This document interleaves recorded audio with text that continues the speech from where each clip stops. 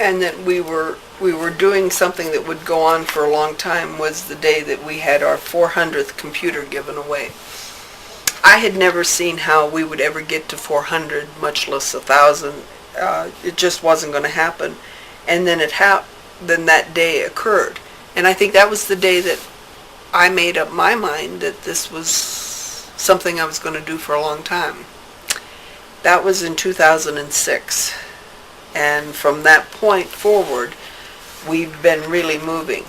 On this day in 2006, and we even have the date, this is a very important thing because this is a picture of Mr. David Gamble, who is the man who gives us our space here in his building, his wife,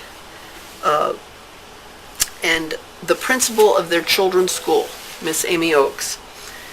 And they insisted I'd go to lunch with them, with Amy, so that we could create a project where her school, Goddard Middle School in Littleton, would make a computer available to every child in her school to take home and have that computer be coordinated with the school's computer. Because of Miss Amy Oakes' intention and the fact that Mr. Gamble wanted us to try to do something for the school, we were able to change our own game.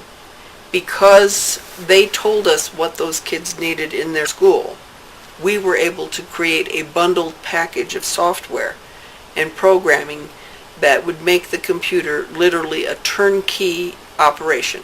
Not a computer that comes from a factory and out of the box and what you have to do to make it work, but because of Amy Oakes and what her teachers could give us in feedback and what was necessary, we learned that we could provide a damn fine homework computer, and that's what we did.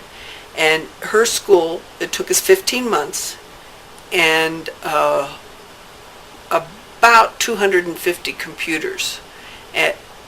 That's all it took, was 15 months and 250 computers to turn that school into 100% of the student body has a computer at home that they can do their homework. And I'm happy to say that since we did the initial run, we've been able to keep up, and they still, to this day, have 100% of their student body with a computer. I thought, after we finished Goddard Middle School, that every school in Littleton and then every school in Denver would want to join our force and put that same project together. But unfortunately it hasn't happened, and I think because principals feel overwhelmed and they just don't need another thing on their plate, and that's why they've stepped back and not made this happen. But maybe in the future they could possibly put their own group together. I personally believe every high school in this city should have a Tech for All style program. We'd be happy to share our protocols and what we do to make this work, where they are working on computers within their school that they will make available to the middle schooler and the grade schoolers in their districts.